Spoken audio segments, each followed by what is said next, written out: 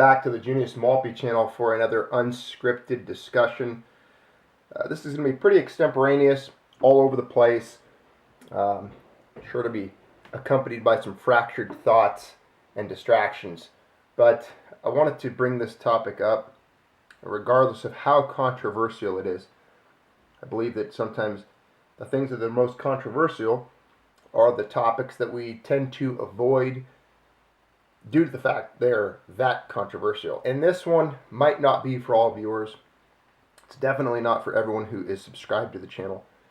I know we all come from different walks of life, different backgrounds, different faiths, beliefs, etc. So you can sit down and sit through this discussion and enjoy it if you wish to. You can disagree with me, or you can log off right now and just not have to endure the 20-minute discussion involving tithing. Now, what is tithing? It's described as and defined as basically giving what has come to be known as about 10% of one's earnings to the institution of their religion. It's predominantly found in the Christian faiths, the different denominations that make that up, whether it's Catholic or Protestant. And I'm going to share with you guys out there my views and experiences and beliefs on tithing, and it has evolved over time. I don't tend to share or discuss my inner faith with the viewers, and I don't plan to, and I'm not trying to convert anyone to anything or use this as any form of a exposure to religious beliefs or anything like that. That is up to you. But join me now, because I think this is important, and I think a lot of people out there, especially people that are in the middle class, and even, I guess, the upper middle class and lower class, are taken advantage of by religious institutions and religious leaders by using and manipulating those parishioners, those people who attend these institutions of faith. They're abused and coerced and beaten, not physically, but basically beaten with the scriptures and with guilt, into giving and supporting lavish lifestyles and individuals who don't want to work for a living. I'm not going to spend a lot of time organizing the slides here. I'm going to let them just scroll by. So they're not going to really match up all the time with what we're talking about. But you can go back and look at the slides, read some of the slides. They're going to serve as kind of a background of what we're talking about. But they will be relevant to this discussion. Now, some of my words might be kind of harsh here, and I know some of you are going to disagree with me, and that is okay. That is entirely okay. But I'm going to let you know that when it comes to my experiences with people who extract their living from religion, who quote work, and I would disagree. I don't believe that a lot of them work that much at all. I know some of them have ministries that are doing some good, but I believe it's almost like any other institution, even non-religious affiliated institutions in which people donate to. There are good ones and bad ones. There are nonprofits that you can give money to that make the most out of your dollar. For example, 99 cents out of that dollar might go towards feeding people, clothing people, helping with medicine, and so on and so forth. And then there are the bad institutions or the bad nonprofits that you hear about, where you might give $1 and 1 penny of that dollar might go towards the actual cause. The other 99 cents is going towards wages and benefits and the bureaucracy that is that nonprofit. And I believe Wounded Warriors is one of those, quote, bad ones. I've heard a lot of negative things about where the money goes for that. There's a lot of them. You can look them up. There's agencies that rate them. Now, again, that's sidetracked. We're talking about faith-based tithing and churches. I think there's some that are like that. You might give $10, and $1 of it might go towards actual ministry. The rest is stuffing the pockets of a spoiled, pretentious, and entitled pastor and his family to fund their lavish vacations, or the unemployed youth pastor who really couldn't find his way anywhere else in the world, so he landed in some church and plays volleyball with 13 and 14-year-old kids for a living. I would disagree with that as being any form of an income or ministry whatsoever. And I believe that these individuals would be best if they did this perhaps on the weekends and in some of their spare time in giving back to the community, and perhaps went out and became actually productive and worked for a living. For those that would disagree with me, I would use the example that many of the earliest members of the church, the founders, if you will, were fishermen, tent makers, tax collectors. Some of them were, quote, the unmentionables of the time, people that other people in the society despised and didn't even want to associate with. And yet they worked for a living. And they had real jobs and were productive. And what is a job? What is work? It's doing that which we don't want to do for payment. And I don't think ministry can be defined as that ever. And it's become rife with abuse. We've seen, millionaire pastors, mega churches, and the list of individuals who have made millions upon millions of dollars off of peddling their faith, it grows every year. And more people tend to be suckered into giving to fund these lavish lifestyles. And it's nationwide, multinational. This happens in Canada. This happens in the United States. I can give you example after example that I've experienced personally in people that I've known or acquaintances of acquaintances that made their income and lived lavish lifestyles off of people that gave money in the name of religion. And I don't believe any longer, and it's been for some time actually, I have not believed that we are required to do so. And I think you as a viewer, as a subscriber, if you are one of those people who feels like you need to give back, there are many other means in which you can do so, and you can do so more efficiently. If you feel like you need to clothe the naked or feed the hungry, which we are commanded to do, and I believe we should do. I believe it's incumbent upon all of us to take care of our fellow humankind. I believe it's a very important act indeed. But you should also not let the left hand or the right hand know what the other is doing.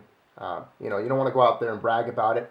There are times where I have seen a person asking for food and left a grocery store, turn around, and give them a loaf of bread or help them out. It's good to do that. It's good to donate to certain causes, and I encourage it. So in no way take this as me discouraging charity. I believe charity is imperative, especially anyone who has some form of means. It's important to give back. The biggest hypocrites would be these millionaire religious leaders, because they were commanded, and we all were, to give all that they had, give all, and then follow Christ. And it doesn't seem like they've given anything other than their time, which they have been lavishly paid for. So there you see, I think many of you see the hypocrisy, because a lot of the viewers here seem to be pretty astute. You guys are pretty perceptive, and you see through the smoke and mirrors that are broadcast daily. So I'm sure you see through the smoke and mirrors that these hacks put up. And because they're not good at it. I mean, really, they're only able to dupe certain people, and most of the time it's through guilt and people trying to purchase some form of redemption, which you should not have to do. They're trying to purchase salvation. So these people sit in churches and they feel guilty, and then when the offering plate comes around for the third time, they just start throwing bills in it. I'm going to tell you to stop. It only encourages them. Just stop. You don't have to. Don't feel guilty about it.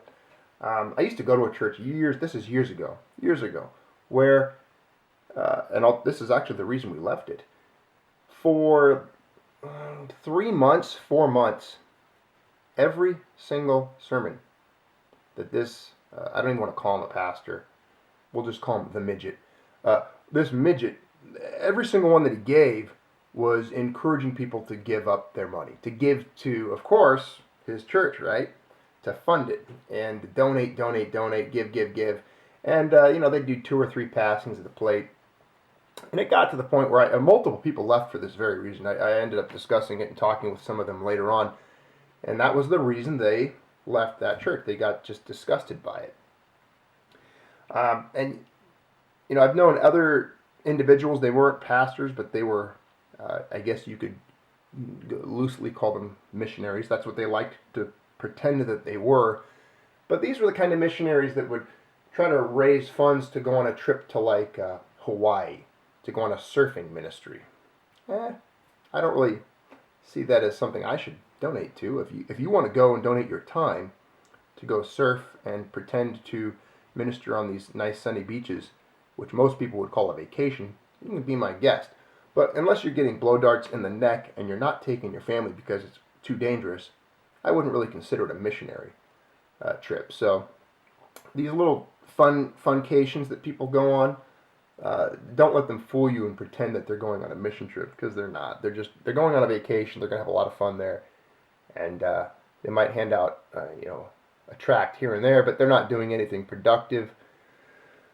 So be aware of that for sure. Now, you're seeing images scroll by of multi-millionaire religious leaders, and then you're seeing people that are, you should see one image of Mother Teresa, a little bit more humble, really putting her work out there, taking care of orphans, and very pious, very humble, and again, I'm not putting favoritism on any particular group here. We're not even shedding light on any particular denomination. So we're just using some examples, showing some images, and discussing this topic.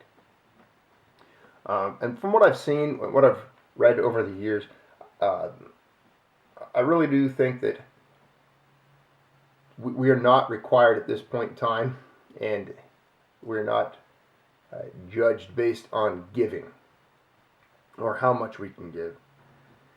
And I think there's a lot of other ways you can give. One of the things that when we do give, we should see some form of a result, like we talked about earlier. There should be something that comes from our giving. Some product that is purchased, food, clothing. There should be medicine, shelter. We should be helping these people out in some way. The individuals that wish to be compensated for their time to provide ministry is where I think we get into the gray area here, because I don't believe that any of these individuals should be compensated. Whether pastors, chaplains, you name it, men of the cloth. I don't believe they should be compensated. I don't think it should become a job. I don't. And the funny thing is, they get retirements. There's guys that get pensions and retirements from these major religious institutions to do what they do. Some of them in the Protestant side have families that are raised on it, and I know some of them have 6, 7, 5 kids, and that this little meager church is trying to crank money out to fund the Brady Bunch, this huge family, to support it.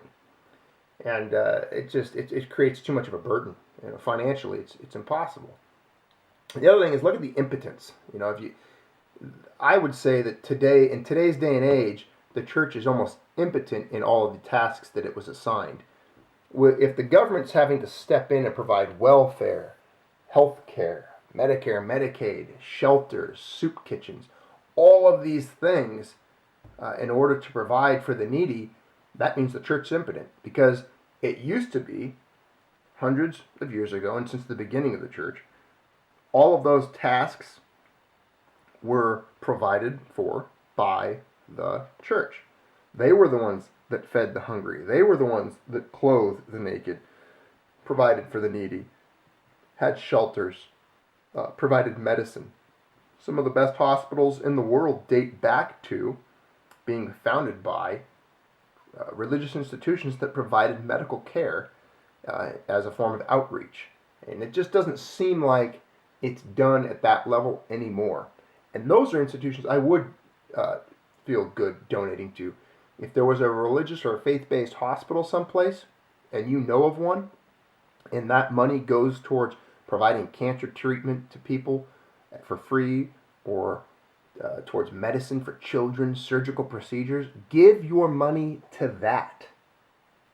Look around. You want to, if you are giving money, it needs to, it's your responsibility to make sure you're giving money judiciously, and that you're giving money that is going to be used to the most efficient means possible. If you're just blindly throwing cash on a plate to some 25-year-old punk pastor wearing skinny jeans who is up there performing more of an entertainment MTV-like culture and atmosphere, with music blaring and making everyone feel good about themselves, well, you're just throwing your money away, okay? I gotta be honest with you. You're throwing your money away. You might as well burn it, or go buy yourself, you know, a really good microbrew and just polish it off, because that's about as efficient as your money is going to be sitting there on a plate in this little punk church. So don't give your money. I'm telling you guys this out of sincerity and after much thought. And it might be a little controversial the way I'm passing it on to the subscribers and viewers here, but I am encouraging all of you to second guess your tithe, to second guess where it's going, and if necessary, to stop tithing entirely and to look for another place to give your money. Next time you're asked to give money to any faith-based or religious-based enterprise, I want you to dig a little deeper, look a little closer, be a little bit more diligent, and examine it just a little bit more than you used to, and really consider whether or not they deserve your hard-earned money. Okay? Because after all, you were the one that did the work. You're the one that's struggling out there. You're the one putting your nose to the grindstone, your shoulder to the plow, and actually performing tasks and labor to keep this world going. And I would say that a lot of these individuals are not doing the same. So I encourage all of you to just examine that, think about it. And I thank you for taking the time to even listen to this rant, this tirade, if you've gotten this far, and share your thoughts on it. You're not going to convince me to re-examine my view of tithing, because I do not believe it is necessary any longer. I believe that we are, at this point in time, exempt from it by a lot of the definitions. And I do believe we have a responsibility, as I told you earlier, and we'll be judged by what we have done with what we have and what we were given, and we can only do what we can. Giving 10% and demanding 10% is a lot to ask of some people, and I know a lot of you out there have probably felt that at times, and hopefully this video can shed some light on that and start you off in a direction of doing some of your own research. And you know what? Discuss it and talk about it with others. Share this with other individuals you might know that have an issue or have discussed this in the past and might be afraid to talk about it. But don't be afraid any longer. Stand up for it.